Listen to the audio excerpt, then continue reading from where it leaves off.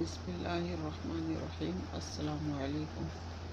جس طرح ماہ رمضان المبارک کو سال بھر کے باقی مہینوں کی نسبت زیادہ فضیلت و مرتبہ حاصل ہے، اسی طرح جمعۃ المبارک کو اسلامی نقطہ نگاہ سے ایک خاص اور الگ مقام حاصل ہے۔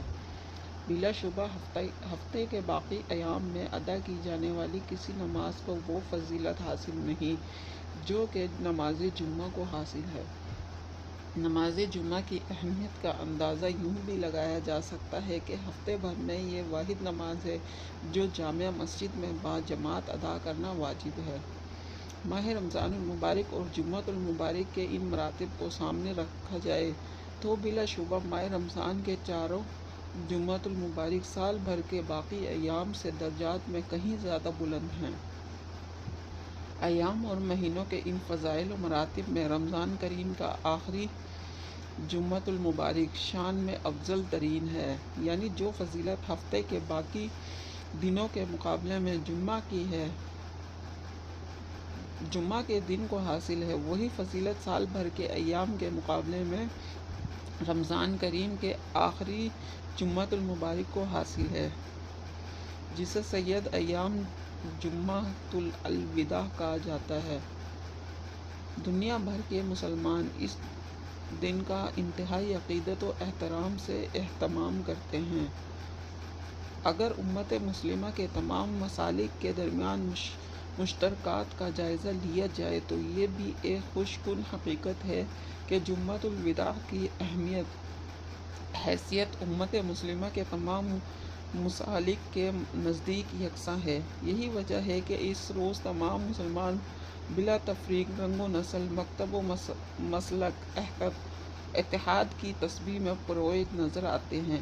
جس طرح جمعۃ الوداع کی فضیلت اور مرتبہ امت کے تمام مسالک و مکاتب کے درمیان یکساں ہیں، اسی طرح بیت المقدس قبلہ اول کی اہمیت، حیثیت اور فضیلت بھی تمام مسلمانوں کے نزدیک یکساں ہے۔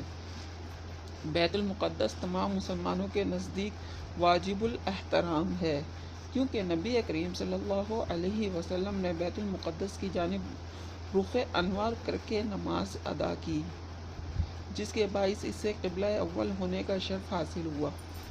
مشرق وسطیٰ میں عالمی دہشت گرد شیطان بزرگ امریکہ و برطانیہ نے اپنی نگرانی میں جب آزاد فلسطین کی آزاد سرزمین پر ناجائز اور غاصب ریاست اسرائیل کا وجود مسلط کیا تو فلسطین پر یہودیوں کی آبادکاری اور صہیونی ریاست کے قیام سے قبلہ اول بیت المقدس بھی صہیونیوں کے قبضے میں چلا گیا۔ اسرائیلی فوجیوں نے پہل قبلہ اول میں مسلمانوں کا داخلہ بند کیا، پھر رفتہ رفتہ اسے اپنی تاریخی مذہبی عبادت گاہ کے طور پر متعارف کروانا شروع کر دیا۔ اسرائیلی فوج مسجد اقصی اور قبلہ اول کی متعدد بار بے حرمتی کرتے چلے آئے ہیں، یہاں تک کہ ایک مرتبہ اسے نذر آتش کرنے کی بھی کوشش کی گئی۔ اس کوشش میں سلطان صلاح الدین ایوبی کا وہ تاریخی ممبر بھی جل کر خاکستر ہو گیا جس پر بیٹھ کے سلطان نے جمعۃ المبارک کے کئی خطبے دیے۔ اس کے بعد اسرائیل نے بیت المقدس کو ہیکل سلیمانی میں تبدیل کرنے کی عملی سازشوں کا آغاز کیا۔ اس مقصد کے لیے قبلہ اول کے ارد گرد سرنگیں بھی کھودی گئیں۔ اسرائیل کے قیام کے وقت پوری دنیا کے مسلمانوں نے اس کی مخالفت کی اور اسے مشرق وسطیٰ میں ہمیشہ سے ایک ظلم و جبر سے تعبیر کیا جاتا رہا ہے۔ انقلاب ایران کے رونما ہونے کے بعد اس انقلاب کے پیشوا امام خمینی اقوام عالم میں وہ پہلی شخصیت تھے جنہوں نے قبلہ اول کی آزادی کو امت مسلمہ کا دیرینہ مسئلہ و خواب قرار دیا۔ انہوں نے پورے عالم اسلام کی توجہ قبلہ اول اور فلسطین کی آزادی کی جانب مبذول کرانے کے لیے جمعۃ الوداع کو یوم القدس قرار دیا۔ انہوں نے کہا کہ جمعۃ الوداع یوم القدس، یوم اللہ، یوم رسول اللہ، یوم اسلام ہے۔ جو اس دن کو نہیں مناتا وہ استعمار کی خدمت کرتا ہے۔ قبلہ اول کی آزادی کی تحریک کے لیے اس دن کا انتخاب انتہائی دور دور اثرات کا حامل اور امت مسلمہ کے اتحاد کا بہترین مظہر ہے، چونکہ جمعۃ الوداع ایسا یوم ہے جس پر امت مسلمہ تفریق کا شکار نہیں بلکہ اتحاد کا نمونہ ہے، جبکہ قبلہ اول تمام مسلمانوں کے نزدیک یکساں واجب الاحترام و تکریم ہے۔ بیت المقدس فلسطین کی آزادی بھی دنیا بھر کے مسلمانوں کا دیرینہ خواب ہے، لہٰذا جمعۃ الوداع کو بیت المقدس کی آزادی کے خواب سے منسلک کرنا حقیقی معنوں میں آزادی فلسطینی کی خدمت اور اتحاد امت کے تصور کی عملی تصویر ہے۔ نفاق، فرقہ واریت، انتشار صہیونیت اور عالمی استعمار کے دین اسلام اور مسلمانوں کے خلاف کارگر ہتھیار ہیں۔ اسلام دشمن طاقتوں نے ان ہتھیاروں کا استعمال اس طریقے سے کیا ہے کہ آج اسلامی دنیا داخلی و خارجی محاذوں پر پسپائی کا شکار ہے۔ انہی ہتھیاروں کے ذریعے ہی سامراجی حوالے سے بھی امت مسلمہ کو تقسیم کرنے کی سازش کی، مگر حقیقت یہی ہے۔ قبلہ اول بیت المقدس تمام مسلمانوں کا اس نسبت سے فلسطین غزوہ کے باسیوں سے پوری اسلامی دنیا کا یکساں تعلق ہے۔ کاش کہ ملت اسلامیہ اسلام دشمن طاقتوں کے ان ہتھیاروں کو اتفاق، یگانت، بھائی چارے اور اتحاد بین المسلمین کے ذریعے بیکار کر دیتی۔ گرچہ سامراجی طاقتوں کا ایجنڈا پوری طرح کامیاب نہیں ہوا، مگر امت مسلمہ کو ان ہتھیاروں نے ناقابل تلافی نقصان پہنچایا۔ فرمان نبی صلی اللہ علیہ وسلم ہے کہ مسلمان ایک جسم کی مانند ہیں، جسم کے ایک حصے میں تکلیف ہو تو پورا جسم بے چین ہو جاتا ہے۔ آج سامراجی کی خونی پالیسیوں کے نتیجے میں افغانستان، عراق، شام، بحرین، مصر، سعودی عرب، اردن، پاکستان، تیونس، سوڈان اور نائجیریا لہو لہو ہیں۔ کئی اسلامی ممالک میں سامراجی فتنے اسلام کے لبادے میں مسلمانوں کا قتال کر رہے ہیں۔ افراتفری کا عالم ہے۔ آئے روز شریعت و خلافت کے دعوے دار اسلام کی گستاخانہ تشریح کرتے دکھائی دیتے ہیں۔ دجالی میڈیا اسلام کشف پالیسی پر گامزن ہو کر ان دعوے داروں کی تشہیری مہم پر کمر بستہ ہو گئے ہیں۔ اسلامی دنیا پر ایسا معاشی نظام مسلط کر دیا گیا ہے کہ عالم اسلام ان کے لیے ایک منڈی بن کر رہ گیا ہے، جس میں دھوس دھاندلی کے ذریعے ہر غیر ضروری چیز کی خریداری ضروری قرار دی جا چکی ہے۔ اسلام اور اس کی تعلیمات کا چہرہ مسخ کرنے کی نئے فتنے پھیلائے جا رہے ہیں، جس کو استعمار کی مکمل طور پر پشت پناہی حاصل ہے۔ عراق، شام، افغانستان، پاکستان، نائجیریا سمیت کئی اسلامی ممالک کی افواج اپنے ہی ملکوں میں ایسی جنگ لڑنے پر مجبور ہیں جو ان پر مسلط کر دی گئی ہے۔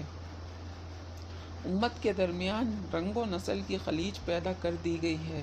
دین اسلام کے ماننے والوں کے لیے حق و انصاف کے پیمانے تبدیل کر دیے گئے ہیں۔ مظلوم ہونے کے باوجود امت مسلمہ کو ظالم بنا کر پیش کیا جا رہا ہے۔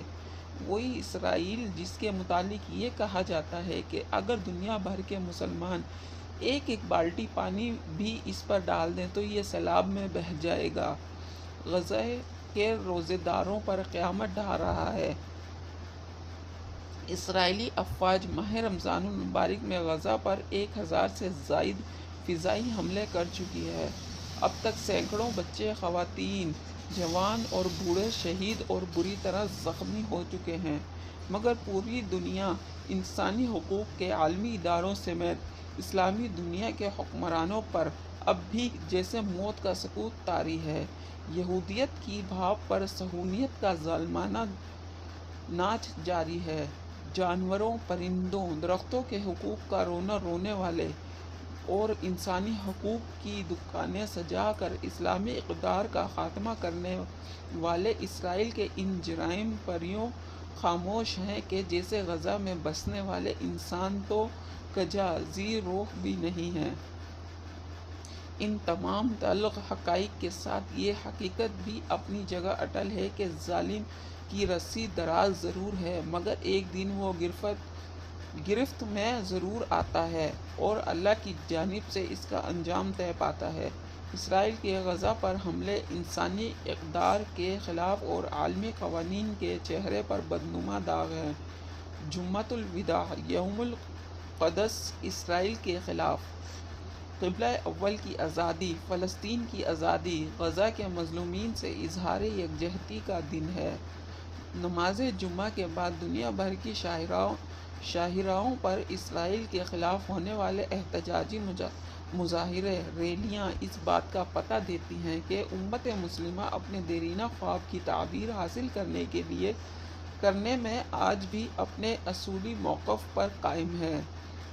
یوم القدس یوم النصرت الہی ہے۔ یہ دنیا کے ان مظلوموں کی نصرت کا دن ہے کہ جن کو ان کی سرزمین سے نکال دیا گیا، جن کے گھروں پر قبضے کر لیے گئے، جن کے بچوں کو قتل کیا گیا، جن کے گھروں کو بھاری مشینری سے مسمار کر دیا گیا، جن کے اہل و عیال کو ان کے معصوم بچوں سمیت گولیوں اور ٹینکوں کے گولوں سے چھلنی کر دیا گیا۔ جمعۃ الوداع یوم القدس کا عملی تقاضا ہے اس روز مسلمان متحد ہو کر اٹھ کھڑے ہوں اور انبیاء علیہم السلام کی سرزمین فلسطین اور مسلمانوں کے قبلہ اول بیت المقدس کی بازیابی کے لیے مشترکہ جد و جہد کریں۔ یہ بابرکت دن مسلمانوں کے درمیان اتحاد اور محبت کی علامت بھی ہے اور مظلوم فلسطینیوں اور قبلہ اول مسجد اقصی بیت المقدس کی بازیابی کا دن بھی۔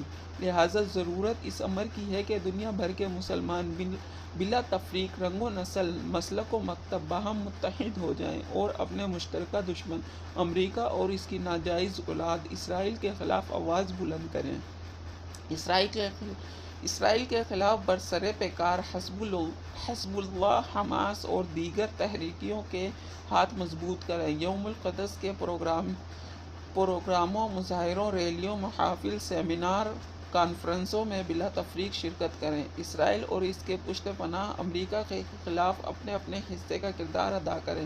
قبلہ اول کی آزادی، فلسطین کی آزادی، اسرائیل کی نابودی کے یک نکاتی ایجنڈے پر ایک ہو جائیں۔ بلا شبہ کہ جمعۃ الوداع یوم القدس حقیقی معنوں میں اتحاد امت کا مظہر ہے اور اسرائیل سمیت تمام مسلمان